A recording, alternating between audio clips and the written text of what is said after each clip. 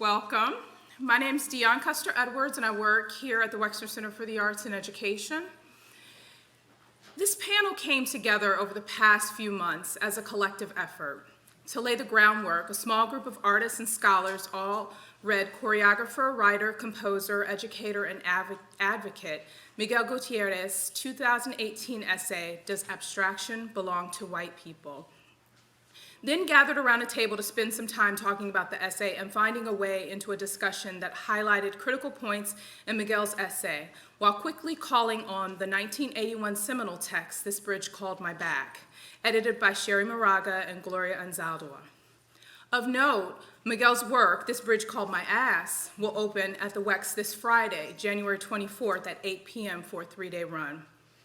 Gathered around the table, Drs. Joni Acuff, Nadine George, Guisela Latorre, Maurice Stevens, and Shannon Winnubst listened to each other, asked critical questions, and collaborated on a sense of intentions for this panel. I hope you will notice and appreciate the intention from their collective work. I would like to thank our Wex colleagues for their efforts in supporting this event, with a deep nod to Wex Director Johanna Burton, Performing Arts Director Lane Czaplinski, and Senior Producer Ashley Stanton, and Adam Elliott. And my colleagues in education, Manager of University, and a deep nod to Manager of University and Public Programs, Alana Ryder. Please welcome our panel, Miguel Gutierrez, Dr. Nadine George, OSU Professor in Theater and Dance, Dr. Shannon Winnubst, Chair of OSU's Women, Gender, and Sexuality Studies, Dr. Guisela Latorre, Associate Professor of OSU's Women, Gender, and Sexuality Studies, and our moderator, Associate Professor from OSU's Arts Administration, Education, and Policy, Dr. Joni Acuff. Thank you for joining us. Will you welcome to the stage Miguel Gutierrez?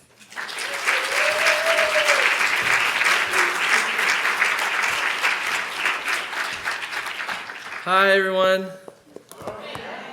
I'm gonna take a picture of you now, so later when I'm old, I can prove to myself that I did things with my life. How do I get it to start to play the video? Sorry. I'm gonna kind of get us started just basically by explaining how we even got to this conversation, which feels like a useful thing to do. And if I have time, I'm gonna try to read a little chunk of the essay in question. Although I'm sure you've all read it already. What I'm showing you while I'm talking is a piece that I made in 2017 called I'm Sitting on My Aura. And then after this, you'll see a chunk of a piece I made in France. You'll see the title of it when it comes up. And then the last 4 minutes will be footage from This Bridge Called My Ass. And in 2016, I took a break from making work. I co-directed a project and I made music for other stuff. And then I was invited to make a piece on these students. These are students from a school in Stockholm called Latorre. This is the third-year undergraduate students. And I was also commissioned that year to make this piece in France later that year. So I thought I would start by doing research in New York before I went to Stockholm, because it had been a minute since I've been in the studio. And I assembled a group of performers, fairly diverse racially, and started doing these explorations in improvisation, a lot of stuff like about taking clothing off, thinking of clothing as like a kind of second skin, darkness. I was playing a lot with like going into the dark and turning the light on at different random times. Fine, and I got to Stockholm and I was like, oh shit, everybody's white. Which is not true of Sweden overall, but it's, pretty intensely true. It was true of the students. And I suddenly, which was actually kind of a great moment. They were actually incredible to work with, and they were extraordinary improvisers, although this is all choreography, believe it or not. But I suddenly was faced with this realization that even in the short time that I was working in New York, I had been thinking about something having to do with abstraction and the particular people who were in the room, and what it was for artists of color, dancers of color, or a mixed race group of artists to be engaging abstract ideas together. And that suddenly, when I was confronted with an all-white cast, that the question just was like, had to be reformulated into one that was almost exclusively about form. Or it felt that way to me. So I was really troubled with this problem.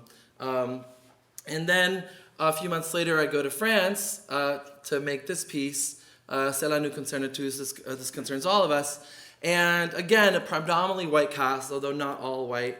And it was a particularly interesting kind of thing because in France, it's really, it's a very tricky thing to talk about race in France because of the way that French identity is sort of considered as like the sort of supreme container for why everyone is there. They don't even do like racial breakdowns on their censuses. So I was trying to kind of talk about that, bring that in the room, but it was a sticky place. And so basically, I kind of throughout all that time, I was still like wrestling with like remembering those rehearsals in New York and just being like, wait, I feel like we had just started getting to something, and then I had to kind of go into like Euro world, where like nobody can talk about a lot of things there, but definitely not about race. And I thought, well, you know, as messed up as things are in the U.S. about a lot of things, we do have a language for a discussion around race and representation. And so that basically then led me to, see if I can somewhere in my notes. I realized two things. One is like I was curious what it would be like to return to the questions that were driving the making of these pieces with an all Latinx cast. And I was so scared somehow of even thinking of doing that. I had my dramaturg Stephanie Acosta. I remember like we had a phone call and I was like, I think I want to do a thing with all Latinx artists. And she was like, oh yeah, of course. And I was like, is that okay? You know, like I didn't know I needed permission. And even that idea that I had to kind of ask for permission was like, what the hell is that about? So I kind of went into these things, thinking about identity, abstraction, the ways in which my own queer and Latinx identity had been maybe coded into my work prior in expressions of color, excess, irreverence, an interest in obscurity and blurring. If you're somebody who lives in multiple languages, maybe you understand what I'm talking about, like what it is to be in a situation that you know someone else can't understand. Bluntness, the way that when you're a marginalized identity, you see the world from a particular perspective. You maybe see it as it actually is, as opposed to the people who are sort of trapped in normativity. And you also see instability as a kind of ground floor, or I experience this idea that things are unstable as a kind of normal thing, actually, rather than like coherence as being what's normal. And that there's a lot of talk about there, especially in relationship to dance, like literally the difference between instability and stability. And so that led us into eventually the explorations of making this bridge called My Ass. But I don't want to talk about that specifically yet, also because we're going to do the show here, which is great. And hopefully you all come to see it. I just want to read from the last chunk of my essay to kind of ground, again, some of the ideas. And I hope it's okay that I'm reading while you're watching something that isn't actually about what I'm reading. But hey, that's a nice moment of abstraction and form coming together. So this is from the almost the last third of my essay. I'm sitting at New York Live Arts watching Bebe Miller's The Making Room. Woo! And she references the Whitney biennial Dana Schutz's Hannah Black controversy. Bebe talks about how easy it is for her to recall the moment she saw the Emmett Till photograph in Jet magazine, and goes on to describe a load of sensory details about that moment, where she was, how the image echoes for her in her memory in ways that are inextricably tethered to her life. She describes details that are specific, but the way she names them is associative. Abstract, you could say, but inexorably personal. She's not talking about the painting. She's only talking about the original picture. She takes time between her sentences, walks slowly backward on stage. We see her in the beautiful, understated glory of her age. It's impossible not to think of the time and distance from when she saw that picture and the world now. Everything in between. I'm at the Metropolitan Museum of Art with my new boyfriend. We've come to see the William Eggleston show. As we walk through the museum, I think about what sort of picture we make. He is young, skinny, black. I'm older, thick, ethnically ambiguous. I think about what people, my friends, or even I myself think about our age difference, about our differences in general. We walk into the exhibition, and I tell him that I want to split company in order to take in the photos in on my own time. In between some of the pictures are cryptic, out-of-context quotes by Eggleston. I stand in front of one. Quote, "A picture is what it is, and I've never noticed that it helps to talk about them or answer specific questions about them, much less volunteer information in words. It wouldn't make any sense to explain them. Kind of diminishes them. People always want to know when something was taken, where it was taken, and God knows why it was taken. It gets really ridiculous. I mean, they're right there, whatever they are," end quote. Who has the right not to explain themselves? The people who don't have to. The one whose subjectivities have been naturalized. It enrages me. No, it confuses me. I'm all for being confused, for searching, for having to do a bit of work, but the absence of explanation is somehow what? And yet, if you refuse to explain, as Eggleston says he doesn't like to, what's left is feeling, including the sense that his refusal has just reaffirmed his subject position. But there's also another realm of feeling which I like. I imagine the photographs emitting a magic cloud that hovers vertically in front of the picture, beyond the size of the frame, but still small and ever shifting. I feel the space between me and the photograph. We are drawn into each other, like the tractor beam of a spaceship. I sit on a bench in the middle of the exhibition, surrounded by the evidence, however frozen, of so much life. Life that moved beyond the frames of these pictures, though maybe not so much farther than that. People whose bodies were in relation to each other and to the places they lived in ways I can't see in these pictures. The ways that power, access, possibility, and the ability to dream into the future were constricted by the happenstance of economic or racial contingencies that defy reduction into shape and color. These lives haunt me across time, enter into a fantastical space that I conjure now. What is the stage space of a dream, and where do the characters go when they're not in frame? Dissolve, appear, dissolve. What are my materials for this current crisis of identity? How did I come to be colonized? And how did I find out that I had been colonized? Have I found out? How did I come to equate family and origin as violent and threatening? How did whiteness become, I shudder even to write this, safety, a lack of feeling, a lack of allegiances? It made space, or at least I thought it did, for a me that had no history. Another Eggleston quote. I had this notion of what I call the democratic way of looking around, that nothing was more or less important. I stand in my kitchen, dumbstruck, specific, as I listen to the news on the radio.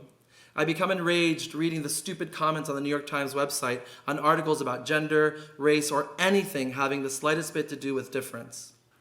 The swarm of rage and sadness frames my vision, butts up against my belief in possibility and change.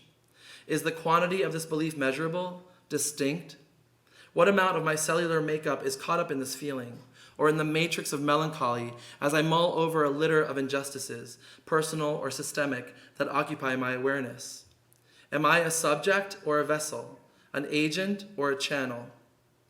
The wailing grief of a black mother whose son has been beaten to death is no more or less important than any grieving mother's wailing, but for the knowledge that it was inevitable. That despite striving and protecting, fate came predetermined and pre-cut, like a piece in a jigsaw puzzle that melts as soon as it is completed, then reformulates into different shapes, only to make the same picture. So that's all I want to talk about for now. I want to say, before I forget though, I want to thank Johanna and Lane and Joni, Nadine, Guisela, and Shannon for having me, and thank all of you. And I'm excited about this conversation today.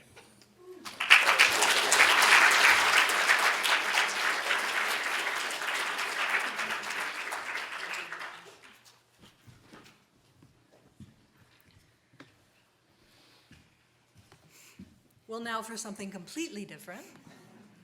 I am very grateful to be here, and I'm also grateful especially to Lane and also to Ilana for getting this all together, and just thrilled that Miguel is here. Absolutely, you should all be coming to see the show on this weekend. So, in these opening remarks, I take Miguel Gutierrez's question and performance as my own guideposts. The question is, does whiteness belong to white people? And the upcoming performance this weekend, the title is This Bridge Called My Ass. As a high-strung white girl, or rather as a high-strung white queer girl, I'm thrilled to be suspended between these two poles. The question, does abstraction belong to white people? The performance, This Bridge Called My Ass. So in what follows here, I'm going to toggle back and forth between those two. So I begin with the question, does abstraction belong to white people? As a white person, I take the question as a challenge. How to turn the tables. How to incite the changes in deep habits that would lead white people to account for every single thing that we do as white. How, as scholars have been asking for 3 decades, can we bring white people fully into our whiteness and reckon with the long, deep histories of this bizarrely unmarked racial category? By focusing us on the phenomenon of abstraction, it seems to me that Miguel strikes right at the heart of the matter. Following his lead, I suggest that abstraction is one of the most deeply seated, longest habits of whiteness. It's what allows white people to hide from and disavow the violence that continues to be done in and through white institutions, laws, technologies, and everyday practices. Abstraction is both the vehicle of that violence and the mechanism that enables white people to distance ourselves from it, from the violence. So how can I claim this? Well, alas, the slide has been up for a bit. But I want to begin, because I am a geek, with a look at the etymology and definitions of this word, abstract. It's clearly a Western word, derived from Latin, carried through from French into English. It is also interesting, and I'll return to this, that it shifts meanings in the 16th century. It's also mostly defined negatively. So it's defined by what it lacks. To be abstract is to lack concrete examples, particular instances. And in a twist that I think is especially true in context of the United States, it is abstract also connotes a lack of practicality. That conflation of meanings, no examples, lack of practicality, pretty well describes my own intellectual life and journey. I'm trained in the history of Western culture, and I have a PhD in philosophy, which is the most abstract of disciplines, and also, not by coincidence, I think, the whitest of disciplines. So, I think that that combination is not a coincidence. When I completed my doctorate back in the mid-1990s, I had the remarkably good fortune of landing a job of any sort, at a liberal arts college outside of Austin, Texas. Thrilled to be in a creative, funky, and somewhat queer city at the time, I was living a very good life for a high-strung white queer girl. I loved teaching and reading philosophy, and I would go on and on about the value of thinking for thinking's sake. But I also had a creeping sense that something was missing. And then the true good fortune of this job showed itself. A feminist colleague, notably from the discipline of theater, asked me one day if I had ever read This Bridge Called My Back. This book swallowed me up. The texture and energy of the language, the prose and poetry that carries bodies and desires and love and mess and sweat and tears all across the pages into my own body and sweat and tears. I wasn't sure where any of it was taking me. I just gave in. Cherry Moraga's call to do what she calls theory in the flesh sent me buzzing. And Gloria Anzaldua's prophecy that, quote, there is the queer of me in all races, beckoned me into a different kind of thinking, a different kind of reflecting, an embodied, full, emotionally charged, materialized thinking. The raw power of sexual connection invited me into the pages of Bridge. It's a remarkably generous book. But it also left me standing, rather awkwardly, at the edges of it. This book, which is the first ever published collection of writings by radical women of color, as you can see here on the cover of the first two editions, it's explicitly directed to third world women of color, as the phrase goes in the book. Whiteness surfaces in the book, to be sure, as a problem, especially as the persistent problem of racism in white feminist movements, but also as an overwhelming cultural force of violence and exploitation. And so I felt both energized and moved by the provocations, such as, quote, the lesbian has decolonized her body. I was like, oh, yes. But I was also indicted and charged with the clear statement from the Combahee River Collective that, quote, eliminating racism in the white women's movement is by definition work for white women to do. So desire, pleasure, fear, guilt, Bridge stirs them all. I still believe, woe these many years later, that there is a queering effect that can distance us white queer folks from whiteness. But I certainly don't believe that that's always the case. Whiteness is a giant, overwhelming force. If we queers sit somewhat obliquely to the power of whiteness, we must intentionally bring that whiteness front and center to work directly towards undoing its long historical violence. And so I think a focus on abstraction actually is a part of that work. So let me turn back to the etymologies.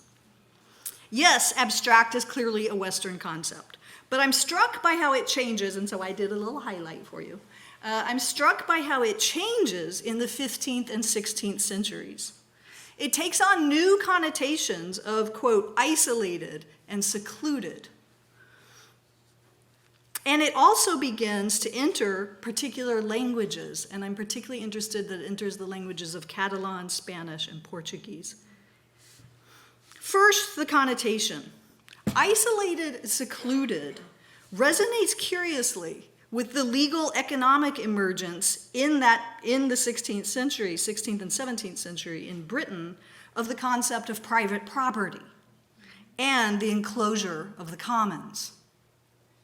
Second, the expansion of this English word into Spanish and Portuguese occurs in the very period in which colonialism and the transatlantic slave trade get fully underway.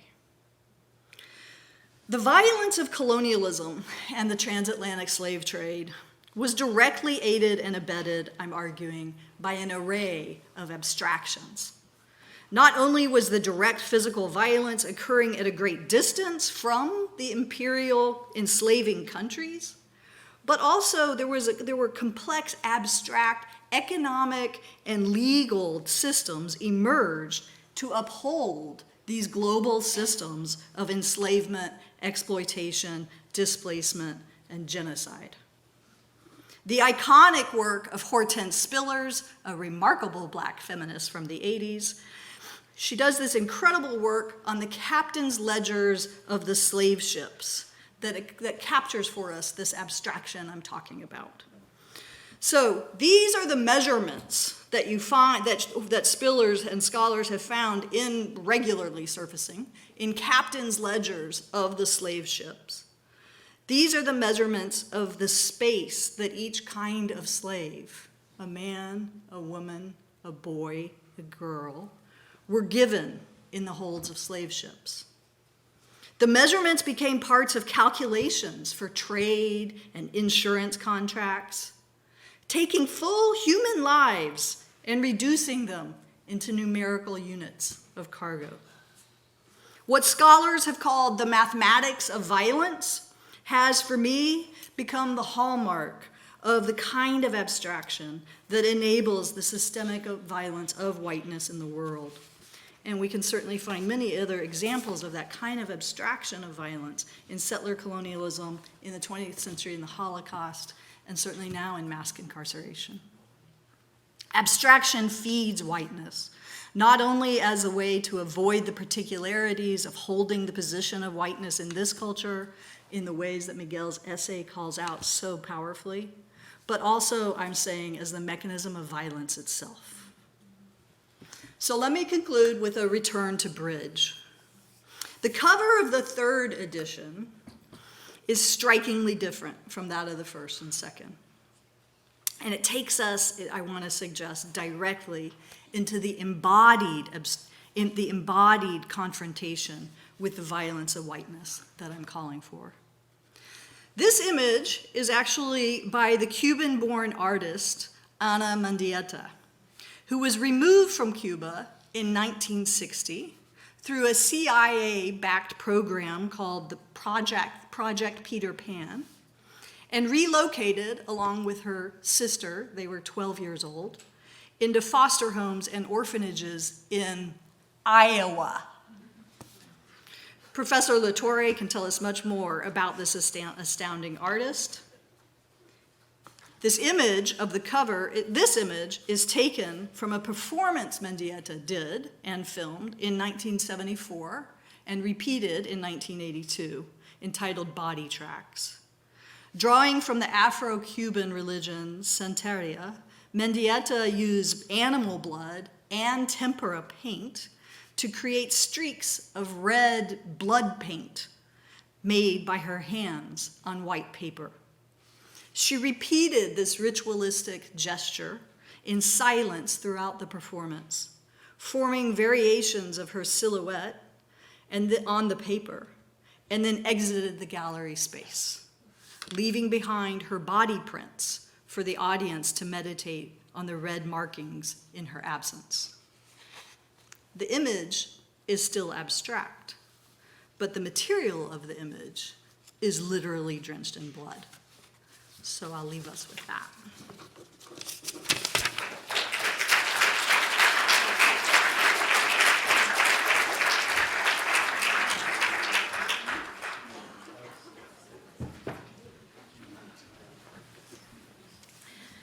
Thank you so much, everyone. Thank you for being here.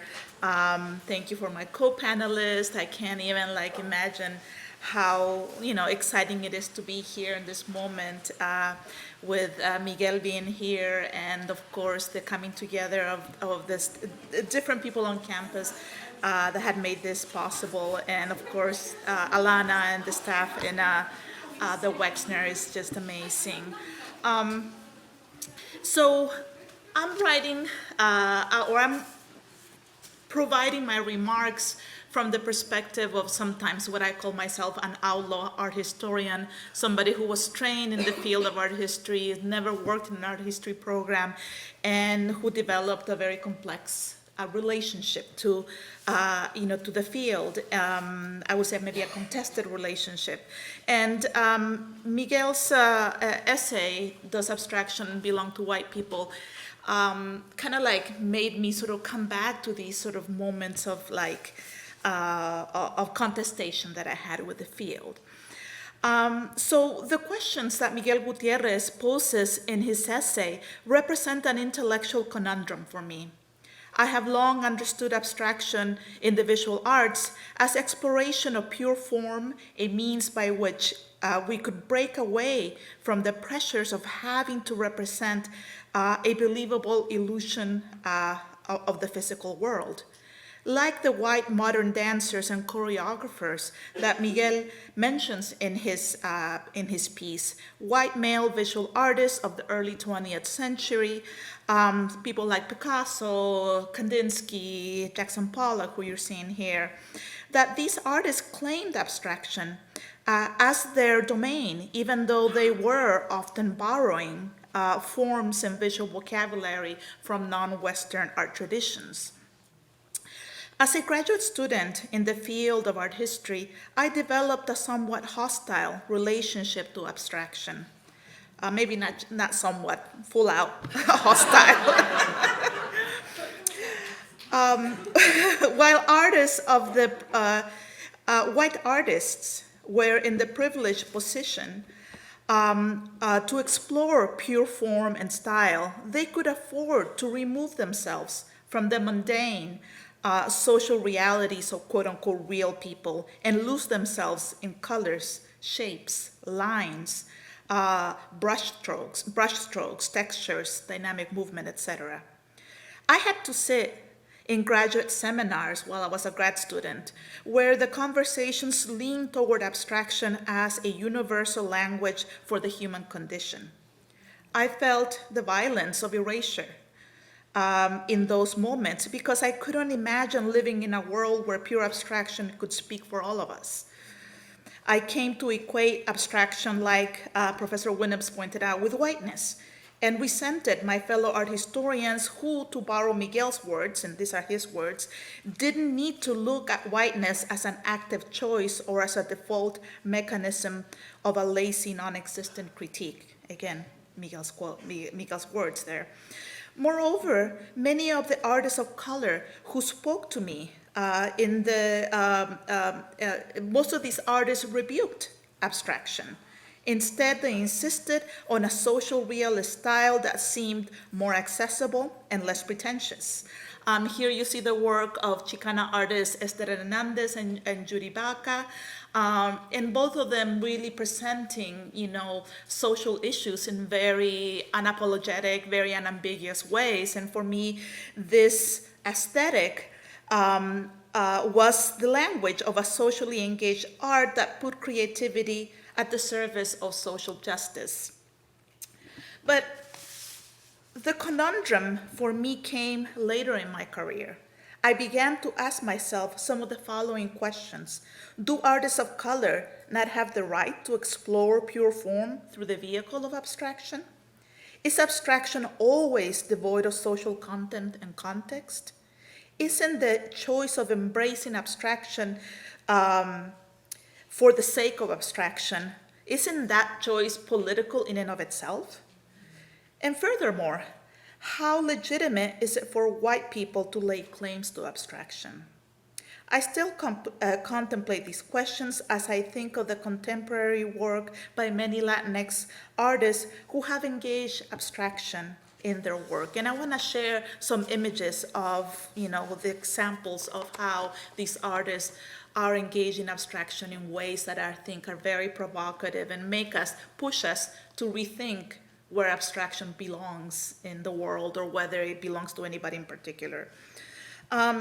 So for example, the work, of course, Hanuman Mendieta, as Professor Winnubst pointed out, the born Cuban-American artist who created abstracted and ephemeral forms of the Cuban landscape,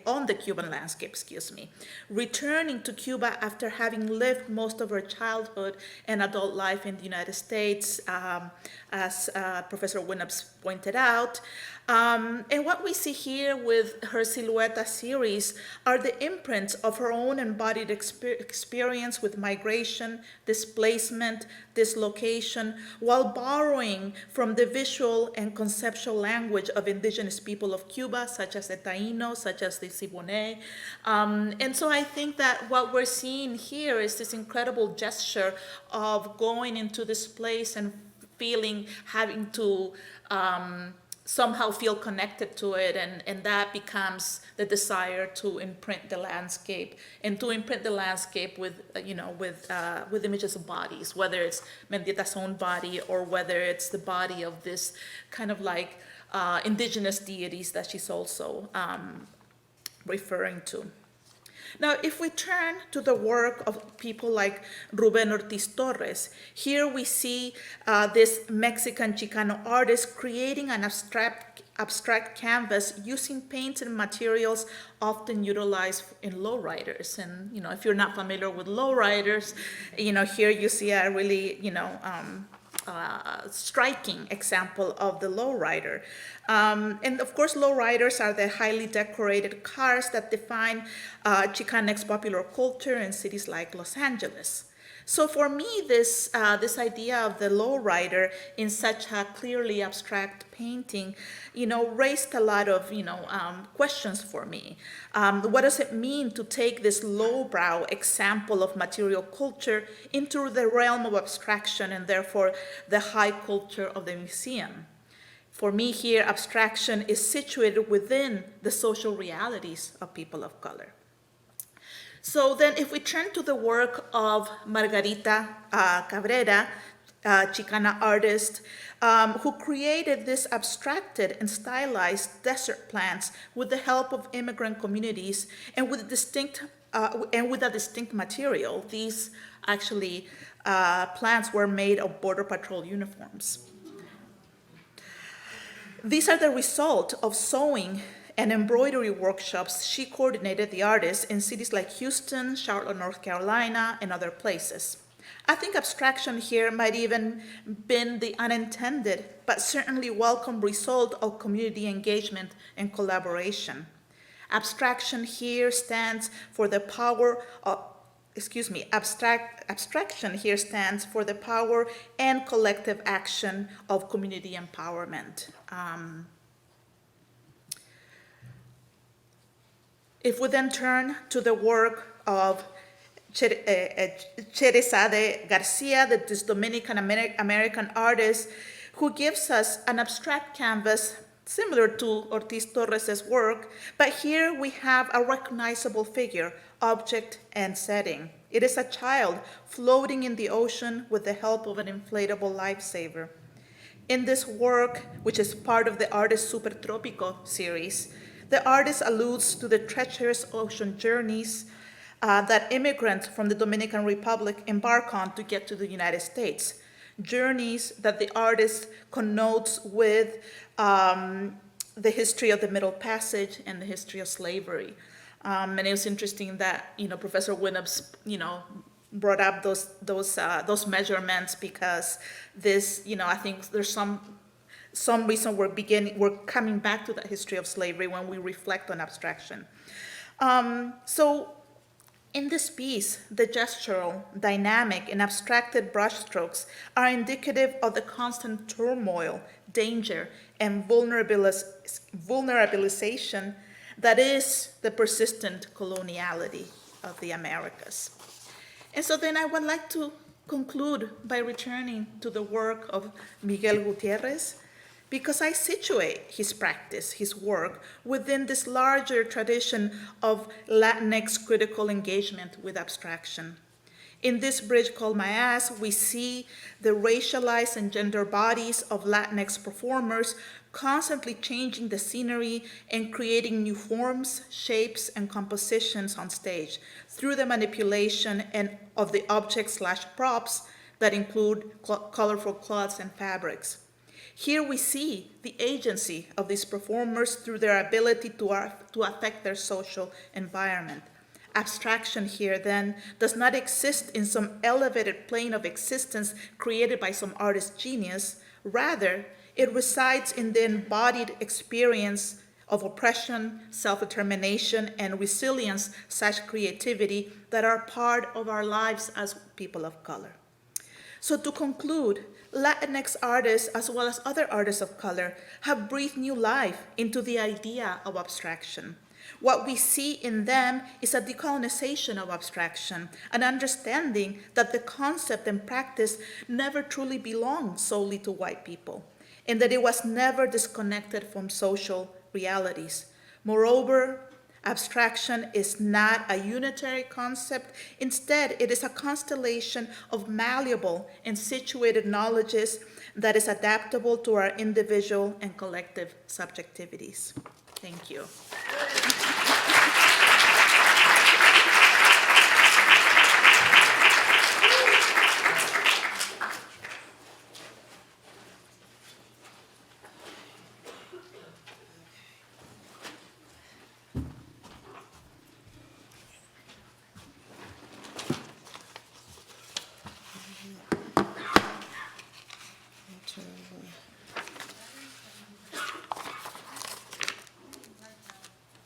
Okay.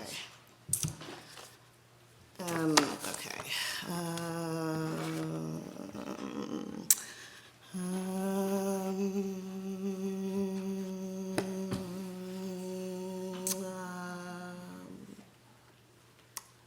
No.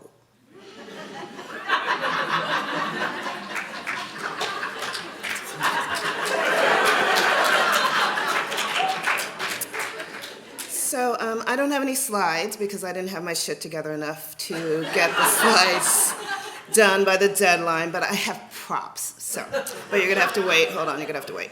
So, I think at the heart of this question is another question, I think, which is, does the abstract have an identity? It's at the heart of the culture wars, the abstraction, the abstract, but does the abstract have a culture? The kicker is the assumption that white people don't have culture. That's why they can be universally abstract without all of the burden of all of those troubles I've seen that nobody knows. So that begs the question, is there a Black abstract? And here you can feel free to plug in any other contender in the Oppression Olympics, like Latinx, or First Nations, or disability, or queer, whatever, what have you. It's not a competition, but you know, if it were, saying, you know, Black people would win, but I'm sorry, but, you know, but it's not a competition. It's not a competition, but it's not. I'm just saying, you know. So let's talk about the Black abstract. The Black abstract. Say it with me. The Black abstract. The Black abstract. The both and. The colored contradiction that is daily life. Black and abstract. Oh my God, my head hurts. How refreshing it is to not talk about race. Right, I am so sick and tired of them being so sick and tired. So let's do something that is definitely not Black, okay? Just so we have a touchstone so we know what we're talking about. And it's a task that frees us from talking about race or anything like that. So I need some volunteers. Can I get some volunteers? Like 3 people just to come up here. It'll be easy, I promise. If my students are in the room, you can have an A. So, some volunteers. It's easy. Okay.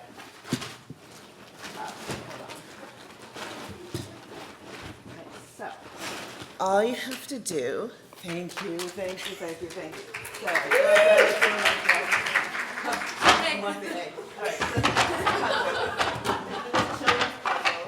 And here are all the pieces to them. Just put them together. Right? Just put it together. And here's some, these are magnets for my kids, and you can do something with them. Okay. So, so they're going to do that. But you know what? I was thinking, actually, you should probably, do you mind? You should probably be naked. What? You should probably be naked. Can you be naked? Do you mind? I just took my clothes. Do you mind? You know what? Never mind. Don't. You don't have to take your clothes off. You don't have to be naked. Just, you know what we'll do? We'll just imagine that they're naked, okay? So just use your imagination. Just look at them. Stare at them. I just imagine that they're naked right now. Just do that. Just look at them. Got it? They're naked, okay? Actually, you can just imagine whatever you want. Just imagine anything. Look at them and imagine. Just fill in the blanks. Okay. While they're putting together the puzzle. All right, got it? Good. All right, so, because I don't want them to be uncomfortable or anything like that. So, Dr. Nadine, does everything have to be about race?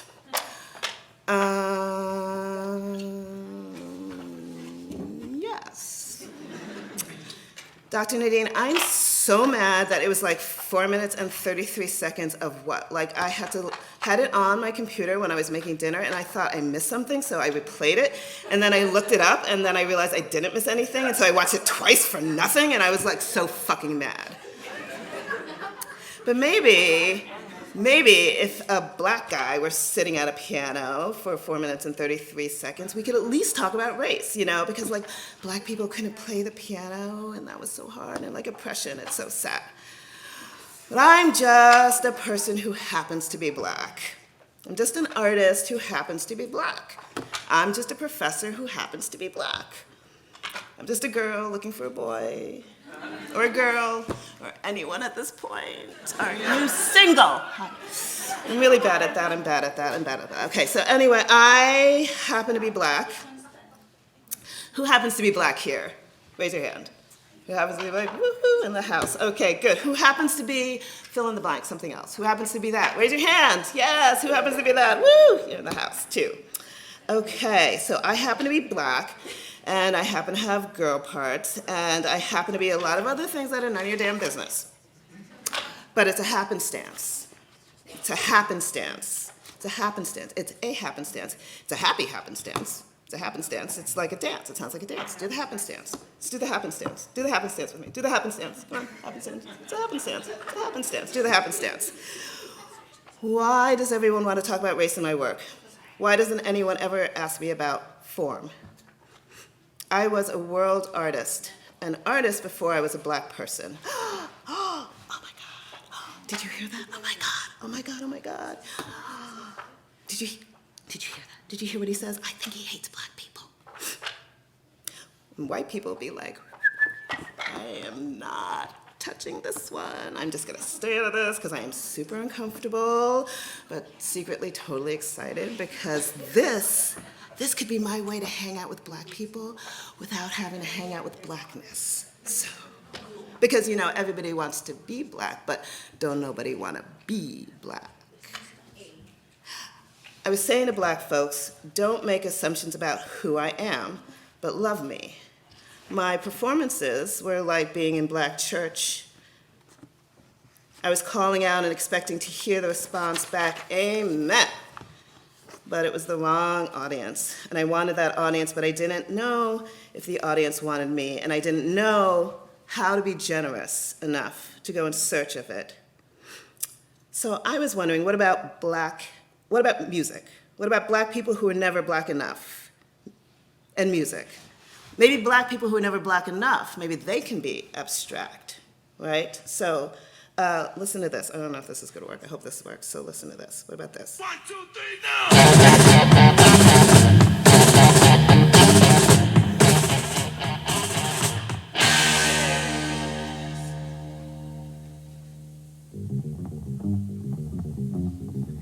Punk music. Does punk music belong to white people? Does punk music belong to white people? I don't know. But death was punk music before there was punk. There were proto-punk and black. Look it up in the New York Times. How about this? Here's some 80s music. How about 80s music? Did the 80s belong to white people? Right? Aha. This is Take On Me. Do we know this from the 80s? Right? So did the 80s belong to white people? Does Aha belong to white people? Uh-huh. I have to, that was bad. Hold on. Here's a circle. Okay, here's a circle. Do circles belong to white people? Yes, motherfucker, because everything belongs to white people. No, I'm just playing. So this is an ordinary circle. It's an ordinary circle, and we could call it abstract. It's a circle, right? Devoid of meaning or personal meaning, right? Devoid of an identity, devoid of culture. Except this circle is actually my mother's quilting hoop. And she learned how to quilt from her mother. And we don't have any of my grandmother's quilting hoops, but we have some of her quilts that survived. And she made them out of old clothes from her children and her sisters. And they're in an attic in my mom's house in Macon, Georgia. And they only come out on special occasions. So, and of course, there's a long history of quilt making in African American communities, right? In the South, especially. So the circle is no longer just an abstract circle, right? It's infused with meaning. And part of that meaning is wrapped up in Black history and my personal history, African American history in a circle. And I've recently picked up quilting, the family tradition. I started making quilts as well. And this is one this is one of the first ones I made. And I'm working on one for each of my kids. I have some of their old clothes here. I'm trying to carry on the family tradition and make quilts, and so I don't have to throw away their clothes, right? Except that I made that all up, right? No, none of that's true. I just got that hoop from Joann's Fabrics this weekend in Polaris, and I don't know where I got that quilt. I think it was a prop from a show that I did, and I never returned. And the baby clothes that are here, I was going to spread them out, but the baby clothes are from a friend who is actually making a quilt for her kids, but she's Asian, so I don't know what to do about that. And anyone who knows me knows I'm not the arts and craftsy type. And my family's not from the US South. My family's from Jamaica, and I grew up in Jersey. And according to some barometers, I'm not Black, right? I'm not African American, although tell that to the cop, just saying. Miguel Gutierrez asks, is state violence the only metric I have to turn to in order to justify my argument? Maybe, maybe not, but it's a good one. But if they're right and I'm not Black, then what does that make me? And what does that make my art? Abstract. How the puzzle, oh, you're done? Oh my goodness. Just missing one piece. Oh, I thought that would take longer, but well done. Keep there, stay there. Okay, so actually, I only made up part of that. So it is my quilting hoops, and I've been making quilts for 20 years. And I picked it up when I was assistant professor in the late 90s, when some faculty and grad students had a bitching and stitching group on Wednesday evenings, and we would not accept crocheters or knitters or macrameers. And those are my kids' baby clothes, and I did make that quilt. But I'm not Black, so, it doesn't mean anything. And I can be as abstract as white people, except I just keep talking about race, and sex. We should talk about sex. We should talk about sex, too. I like circles. I like sex circles. Maybe it just boils down to craft. No, I'm just kidding. We all know that trick. So let's just be colorblind. Let's just be sex blind. Let's just be blind to everything because that solves everything. Well, most things, like there's still global warming. But me getting kicked out of Blackness is not a choice. But if I made a choice, I will make it a choice. I will choose to be Black on weekends and every other Tuesday because it's a choice, and I can choose to out myself as Black. Did you know? You might not have noticed, but legibility doesn't mean anything, right? Because everyone gets to be a little racist now, right? Which means everyone gets to be a little racist. Everybody has to be a little racist, and everybody gets to be a victim. So just pick something. So I was at an event recently with a friend, a white friend, obviously, and I remarked on the fact that I was the only Black person there. And she looked at me, astonished, and asked if I was really counting Black people in the room. And I said, well, no, because there aren't any. So how does one count to 0? And I'm not even Black, so there were no Black people in the room, and I'm confused. I'm sorry. What was the question? Oh, that's right. You're welcome. Thank you. Anyway, let's thank our volunteers. Thank you for your help. It's very abstract, but you know what? I didn't get it.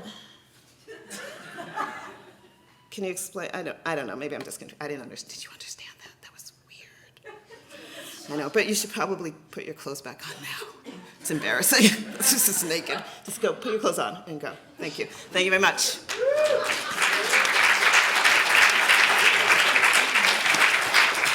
Thank you. We can leave it there. We can deal with it.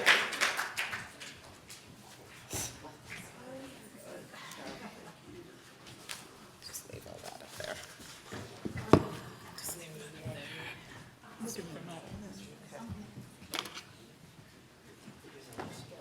I'll get a pen.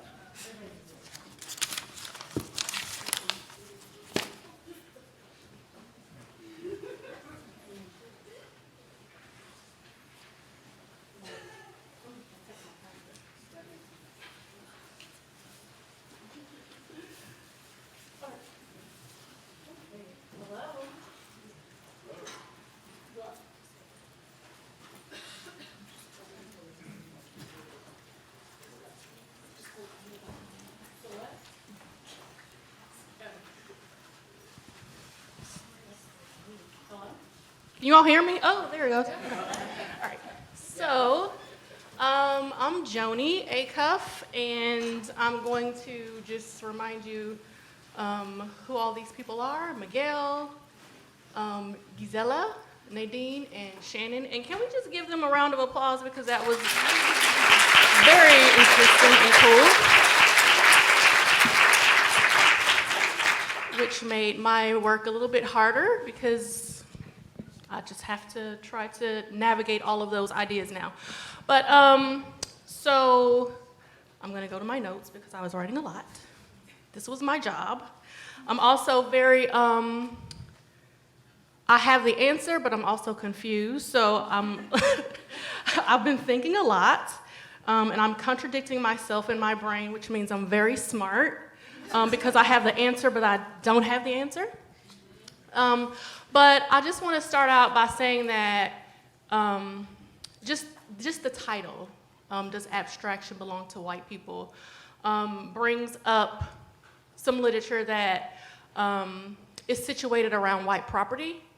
Cheryl Harris's piece around white property, which she theorizes the way that black bodies were deemed not human, in slavery, when Africans were enslaved. And so thinking about property as both objects, but also intangible things like ideas, which this is about.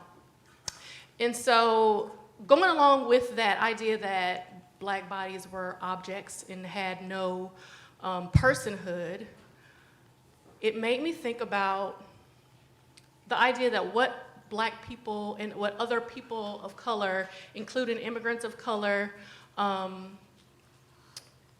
what we do and what we envision, what we dream up, is that not automatically abstract because we are living outside of what was initially thought we were to have or what to be. So if we are not human and we have no knowledge, we can't have that as property. Whatever, our existence is abstract because we're trying to live and dream and interact in a space that was not necessarily created for us. So that's what initially comes to mind. And then, so I want to offer the question to you all to Guisela, you talked about it a lot, but thinking about the, I have you quoted here, abstraction is situated in the social realities of people of color. So can other people on the panel also speak to that concept of just being in this space, just dreaming, thinking, walking, talking,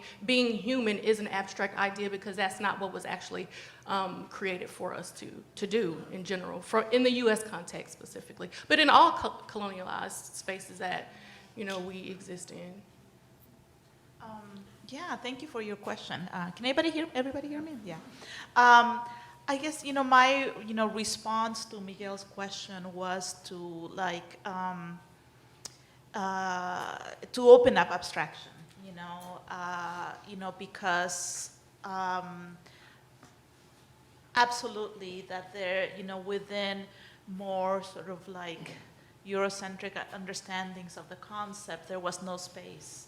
It was, in fact, even to the point of saying that that abstraction was designed to keep us out, while at the same time denying that we have the capability to think abstractly, to create abstractly, to think in more conceptual ways. Because I was thinking also of the term in the arts of conceptualism as also being this term that has some, bearing on the question of whiteness. And so for me, I'm sort of struggling with the idea of whether abstraction is something that we, as people of color, as colonized people, whether we want to defend it and claim it as our own, or not claim it as our own, but to kind of free it from the sense of belonging, like there's an ownership of it, as you were pointing out. But after I heard Professor Winnubst, I'm like, maybe the ideas of violence and I'm like, I don't know. I'm still kind of struggling with that question, which I've been struggling with, for years now. So So yeah, I mean, those are my thoughts about like, you know, up to what point certain discourses about creativity leave people out, allow people in, you know, is it possible to think of creativity as this like never-ending open field of possibility? And so, yeah, so where is the line, you know, how do we do that? So.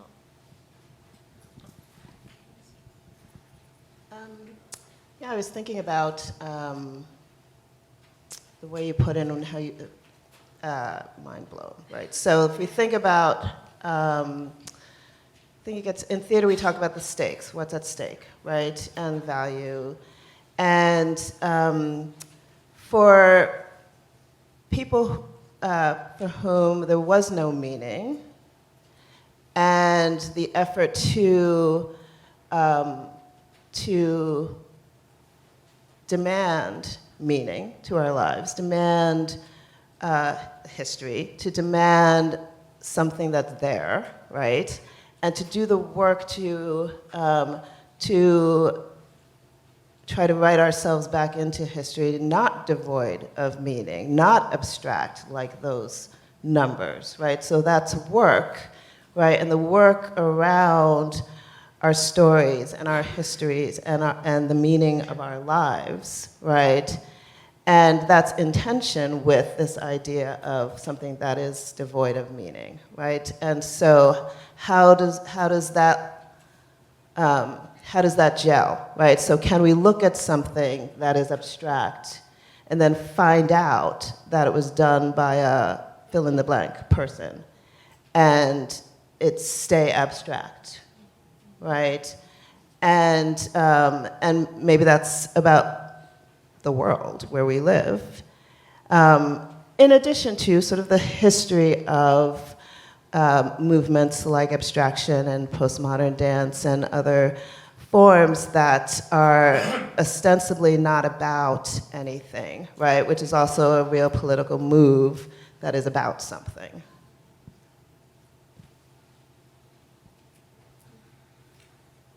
I want to, well, I want to kind of ground the question for me a little bit. Also, like I didn't talk so much about dance, and we didn't really talk about dance. And I want to say that for me, I don't know if this is going to exactly address your question, but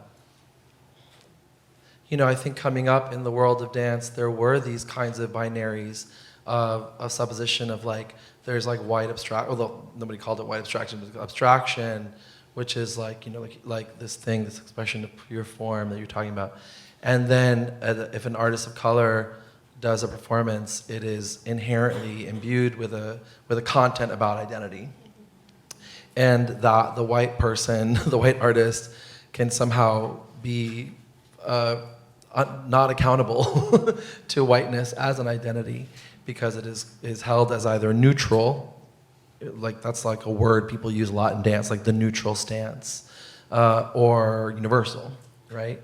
Which is also this kind of like pseudo-romantic, sentimental notion of like, oh, it's just like, you know, like you know, Hollywood movies, like it's universal, everybody understands it. And that if you like are a black body or a body of color that articulates, more often than not, you know, you are going to be read through the lens of race or ethnicity. And also, if you choose to speak, you'll probably be expected to speak from a place of testimony, from a place of like witness, testimony, articulation of identity. And often that's because in so many dance programs and so many dance contexts, as Nadine so wonderfully pointed out, you are in the minority. So of course you would feel compelled to be like, I'm fucking here, you know, like, or to make art that's like, I am black, I am here, or I am this, or whatever the dynamic may be.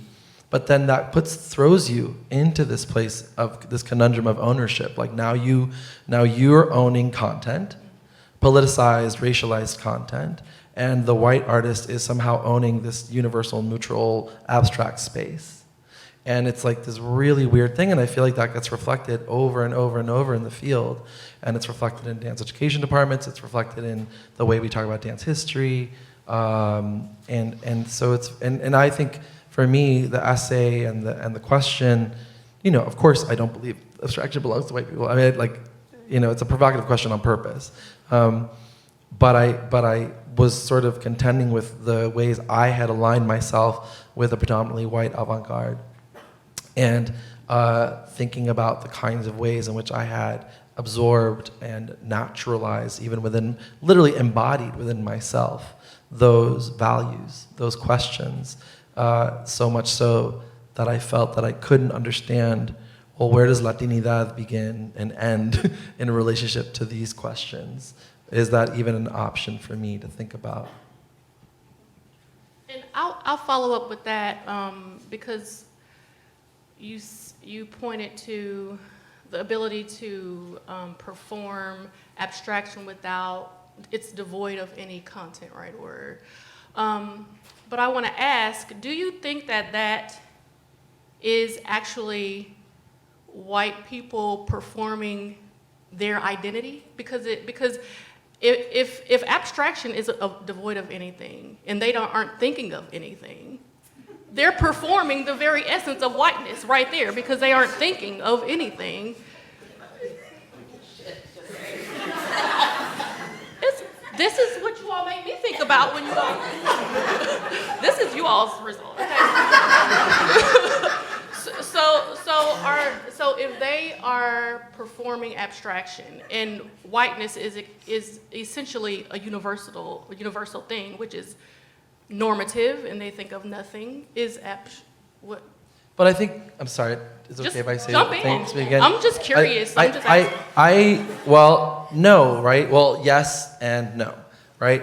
So I'll give an example of a story that I overtell, but I'm obsessed with this story. So Corey Ollinghouse, who is a white choreographer, dancer, worked with Trisha Brown for many years. When Corey left Trisha's company, went into a pretty heavy-duty study into voguing and clown with Bill Irwin and voguing with Archie Burnett.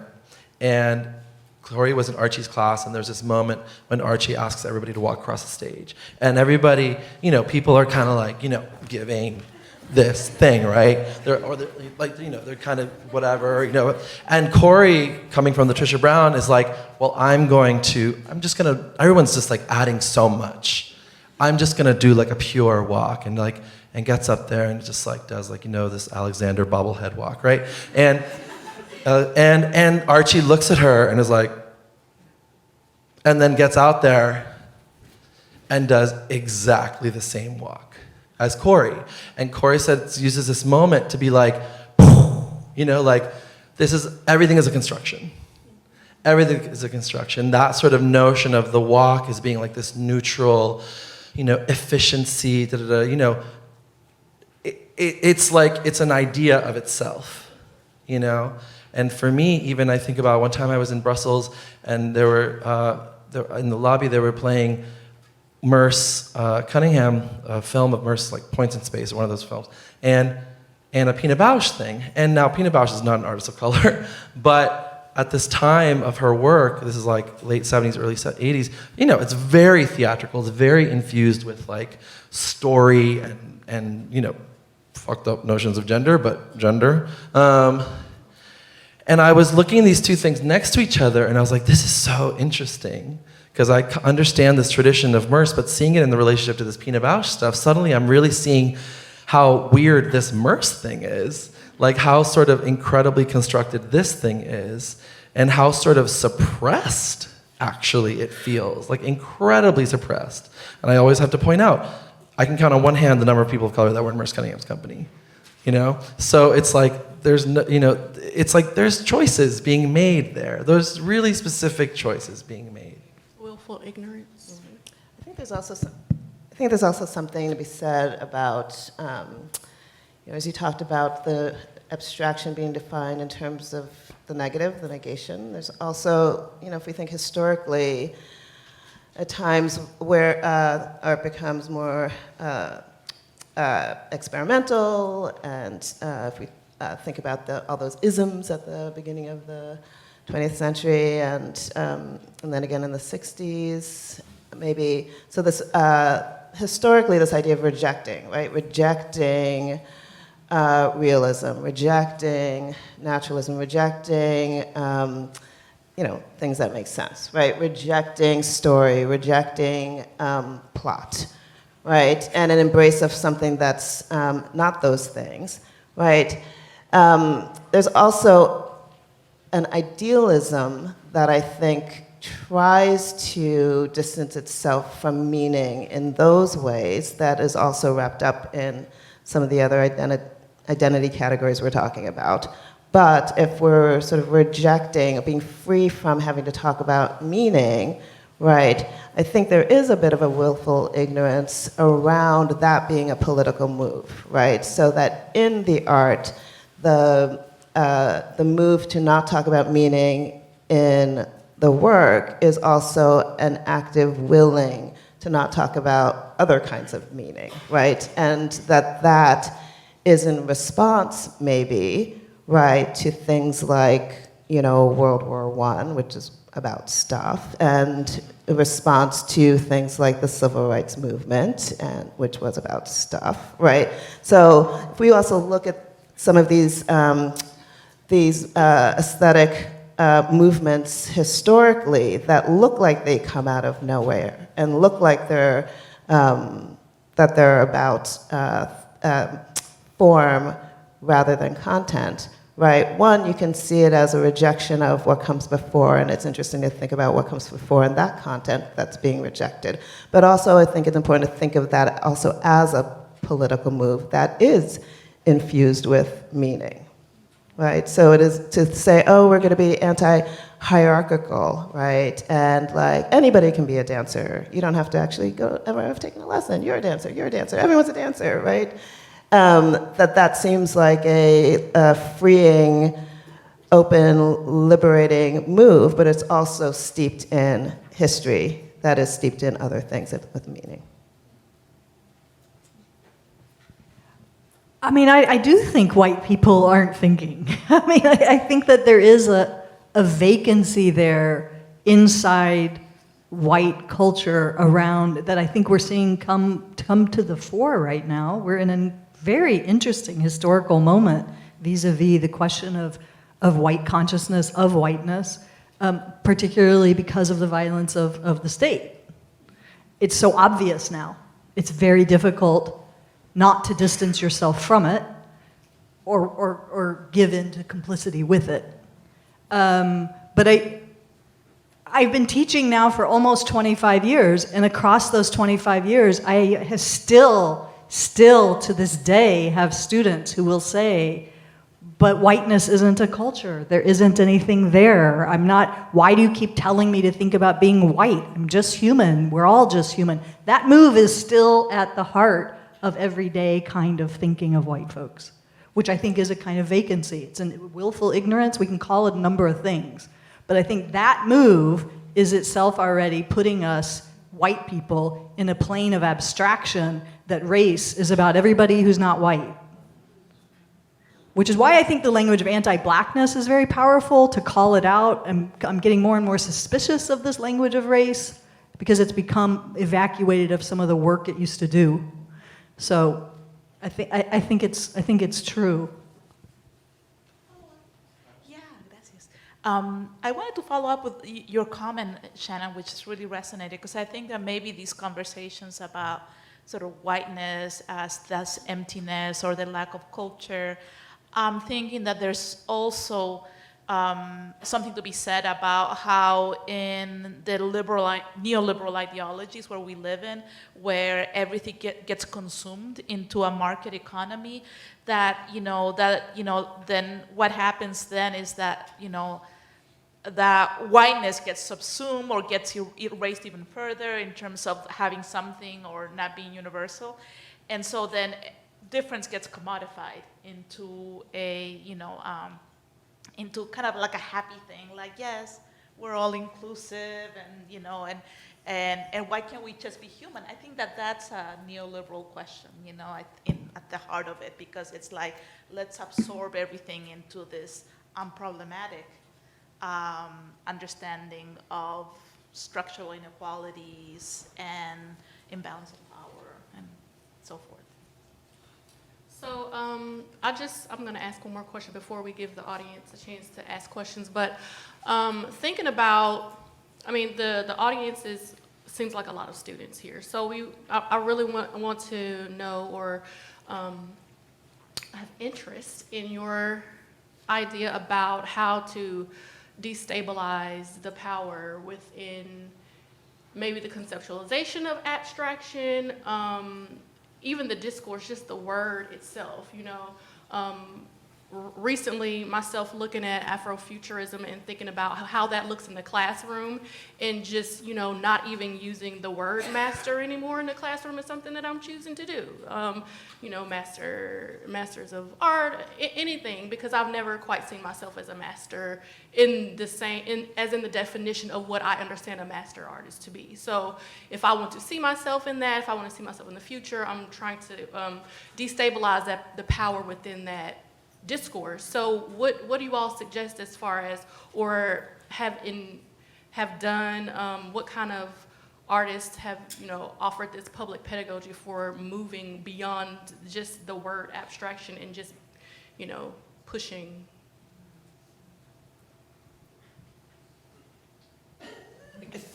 Sure. Well, I'll talk for my own teaching. I think I'm like hyper conscious of how I use words when I teach.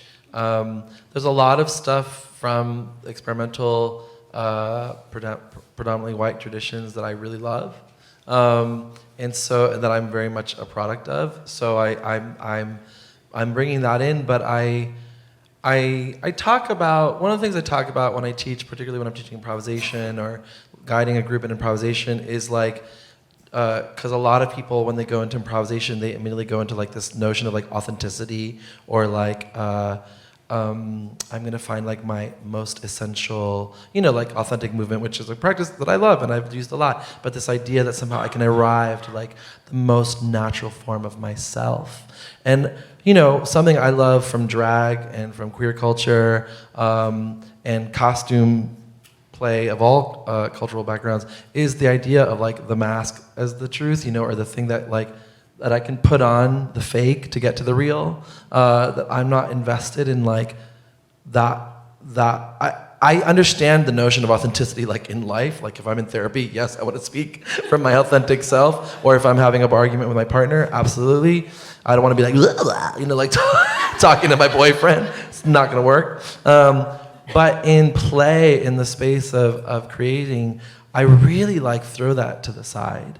I really do not care. And I'm like, you can pretend, you know? And that's actually also just a notion of like, how absurd is it to think that I'm at whatever age I'm at, or especially if you're a college student, if you're like 18 and you're like, I know who I am. It's like, why? Like, how depressing, you know? Like, I hope I don't ever know who I am, in a way. So kind of rupturing notions of self all the time. Thank you for your question about, you know, because I started thinking also about my own classroom practice, and I also have taught our course on feminist pedagogy as well. And one of the things that is really helpful for me in the classroom is to start out by getting students to think about the concept of normativity. And you brought up the idea of normativity in your presentation, Miguel, which is the idea of, you know, what is it that becomes normal to us, and to get students to think of like, why is that normal, and what is normal, and, you know, and that just opens up the possibility of them really to think about just how deeply constructed their world is, the things that seem natural, that, you know, to quote Judith Butler, hide its genesis. And when that happens, and I think because I think normativity kind of functions like abstraction in kind of like the, you know, the sort of the Eurocentric sense of the word, that it just seems so like, it almost like you have to work really hard to see beyond the artifice of it. And so when you get to students, when you encourage students to see beyond, you know, to like gain what Gloria Saldúa calls la facultad this ability to be able to see beyond the surface phenomena and actually see, like, it's kind of like the Matrix. What is it, the blue or the red pill? When Neo, wakes up and sees the true nature of the world, kind of. And so I think those are helpful ways, kind of exercises and things I try to do with my students to, like, to get them to see, what has seemed so natural throughout their lives.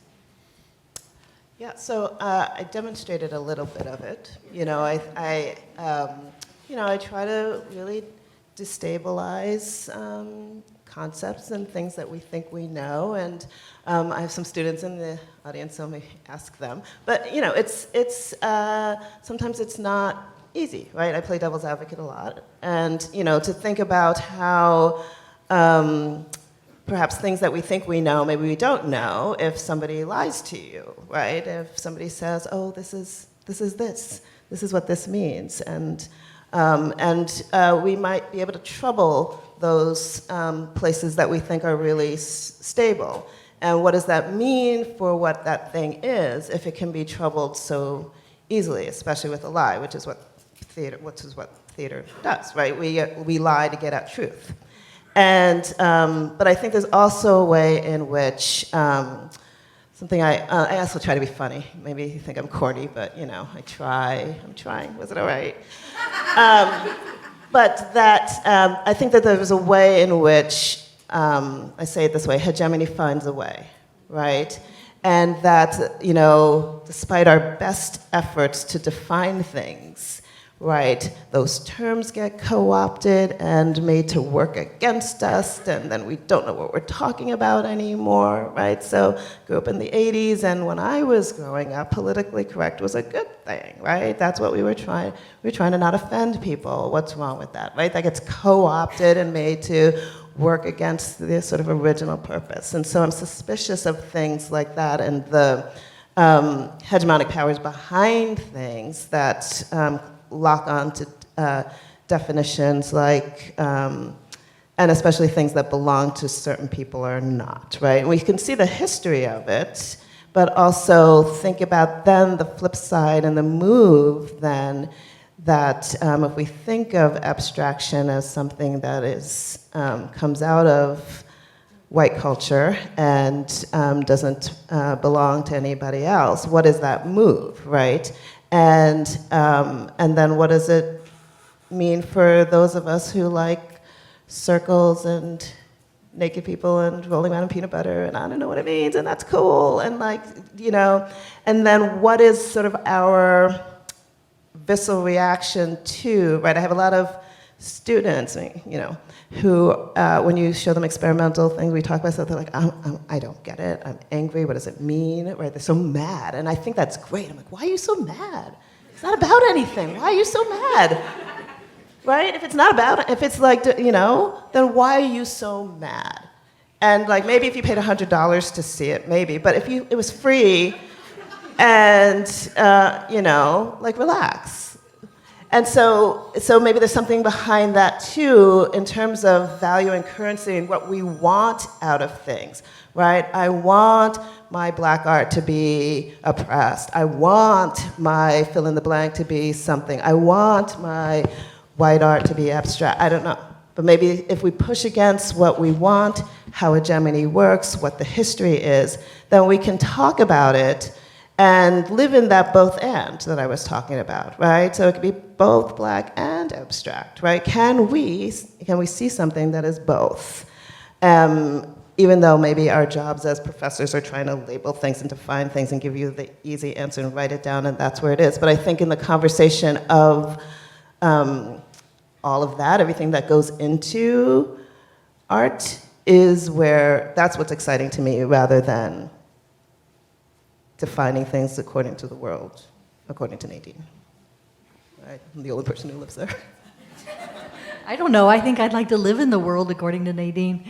I'm going to be quick because I think we want to open it up here. But we're talking a lot about pedagogy. I mean, I don't teach. I am not trained in the arts, although that is my great regret in life. But I certainly, as I said, I'm trained in philosophy, and as my students will tell you, I love to be abstract. I mean, I'm very at home in the abstract. I do abstract thinking. One of my little goals that I'll let the students who are in my class right now know is that my goal in every semester is to be sure every single student has one like mind-blowing abstract thought. Because I think at that kind, so there are many kinds of abstraction, right? And that's one of the things that this conversation has brought home to me so much, is that the work that needs to be done on this question is itself racialized labor. The kind of labor that white people need to do in relation to abstraction, I think, is very different from the kind of labor that persons of color are doing for in owning and coming into abstraction or re-signifying this term and all this stuff that we're talking about.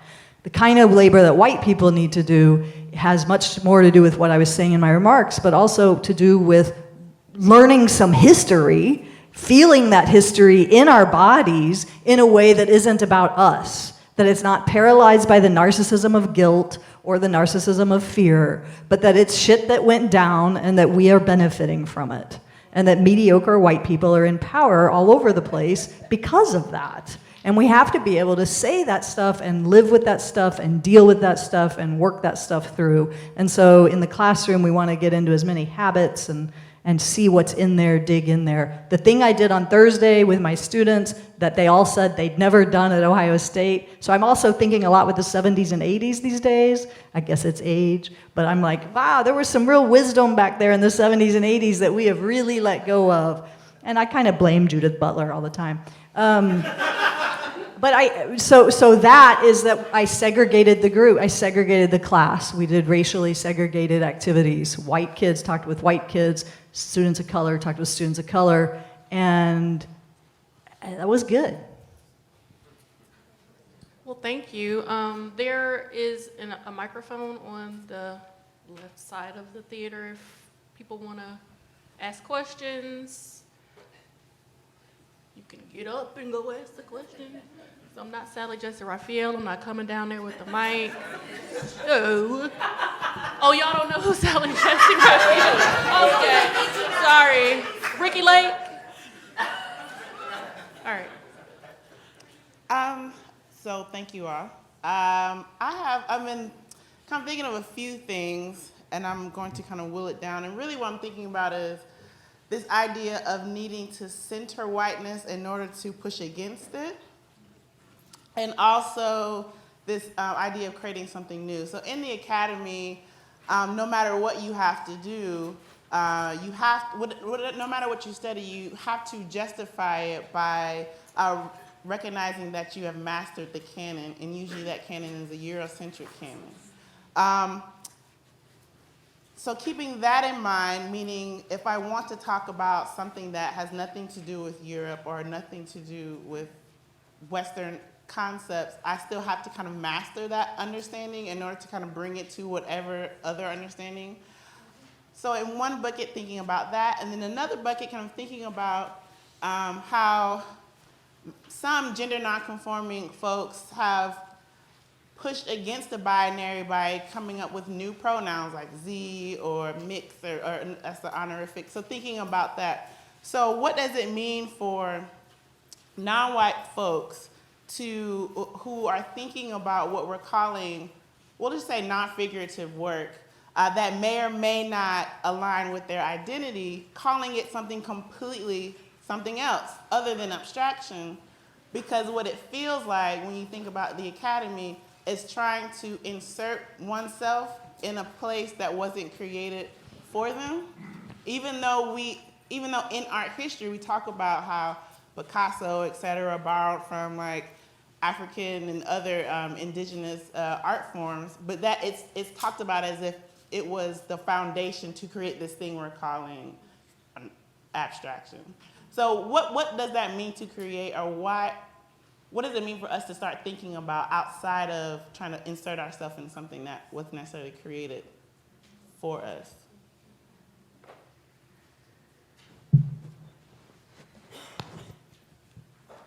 I'll start with that one. That's a difficult one because I think as an academic of color, my experience has been one of both playing the game and creating spaces of disruption. Because otherwise, I'm not going to survive. I'm not going to make it through. And I think that for me, and maybe I'm speaking maybe specific to my experience, but for me, it was a matter of, making this decision about, what do I do to sort of make it through, to not wash out? I mean, as a grad student, I thought I was very close to dropping out, and I would have dropped out if it hadn't been for the fact that I was on a student visa, and I needed to be a student in order to maintain my status. And so that was an interesting sort of moment, because it sort of pushed me to like, okay, I gotta do something to, because I cannot, it's not only that it's not designed for me, but I knew that at some point there's gonna be a door that closes on my face to the point where there was nothing else I could do. And so I had to create spaces and disrupt, play the game a little bit, but at the same time, push back against the structures, because otherwise it was not possible. I'm speaking very pragmatically here. It was not possible for me. And that's been my experience. I think in particular in my formative years, being in a women's gender and sexuality studies department has been part of those, part of my survival tactic. But also because sometimes being in a place that is nurturing is the only way to survive. I don't know if I'm making sense, but yeah, it's a difficult question, but thank you. Yeah, it's a great question. I often think about Audre Lorde in moments like this, who said, hope I get it, sort of quotation marks. The stakes are high. Yeah. For to survive in the mouth of this dragon that we call America, we've had to learn this first and most vital lesson, that we were never meant to survive, not as human beings, right? End quote. I think that was right. And, she goes on to say, so with that knowledge, right, you might as well speak, right? Because, she says, the machine will try to grind you to dust anyway, whether or not we speak, right? So that carries me through, right? So there's something about knowing that I wasn't meant to survive. I wasn't meant to be a professor. I wasn't meant to be a person. And thinking about, so the two quotations that I read, one was from Susan Lloyd Parks, who's a playwright, who said, why doesn't anybody ever ask me about form, right? And her works are crazy formalistic and, but also about race, right? And so everybody runs to race and sort of can't deal with her formalistic aesthetic. And the other one is from Bill T. Jones, who sort of famously said he wanted to be, considered an artist first, not a black artist, and then everyone was like, oh my God. And then he was like, later on, he came back to the tribe, he was like, what, never, I thought about it some more, and yeah, I am black, and we had a conversation, and he's good now, you know what I mean? So, right, it's a whole thing, and there's a history, right? So, but I think that part of that is the work that we do despite, and I do have a little bit of I'm suspicious about hegemony, right, and moves like naming things, right, or unnaming things, or taking the power out of a word, or trying to infuse it with other power, right, so reclaiming language, right, these are all moves, right, these are all sort of speech acts, right, speaking that is meant to do something, right, so, when bad means good, right, we take the meaning, or when black folks say nigger, right? And other people are like, am I allowed to say no? And so those kinds of moves, so maybe let's try it. Let's try to do it, right?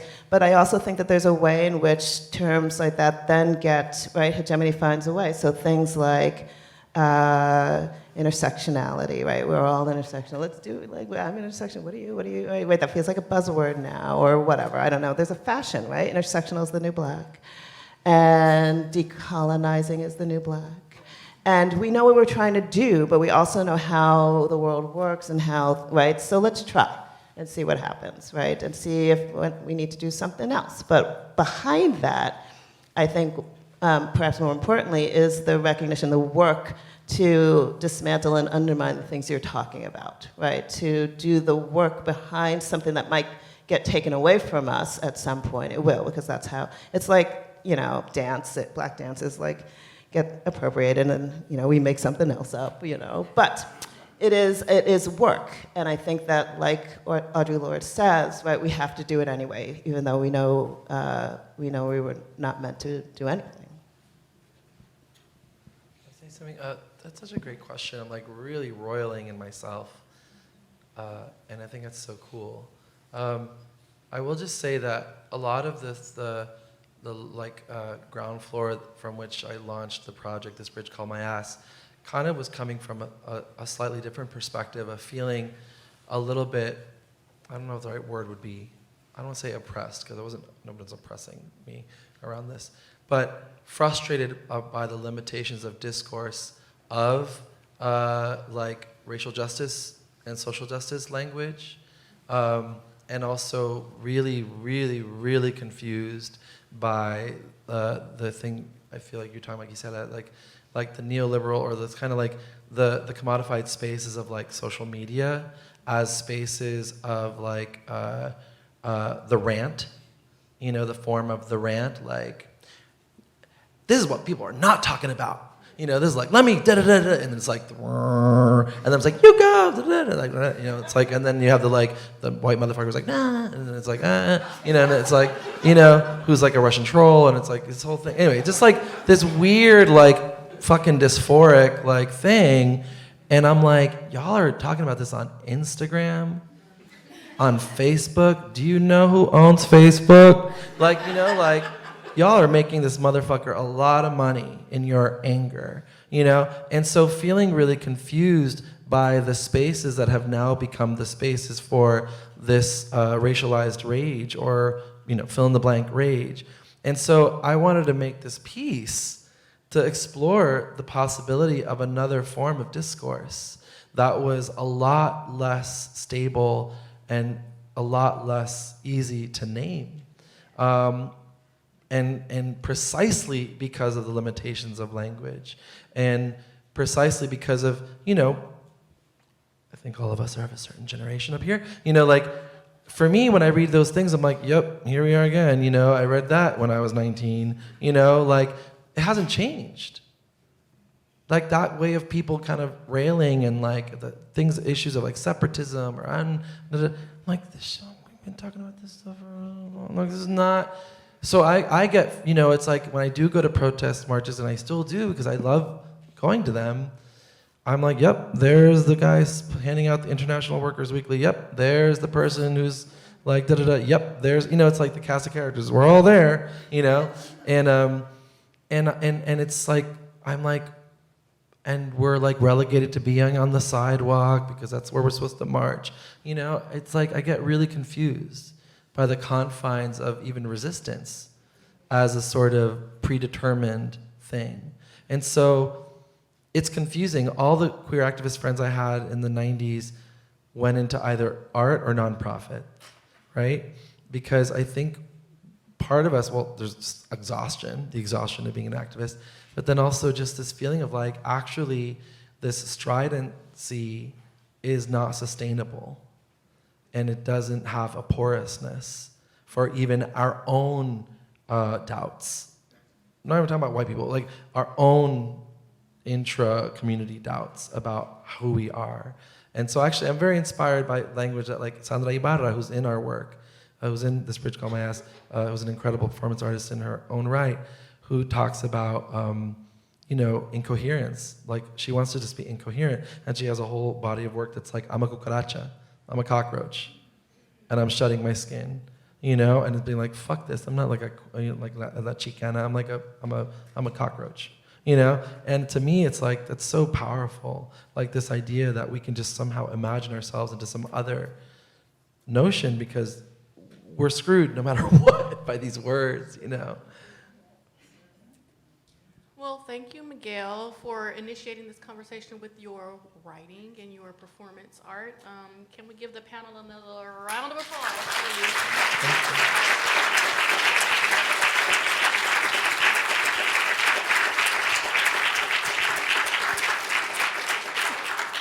That's the conclusion. Goodbye. We out.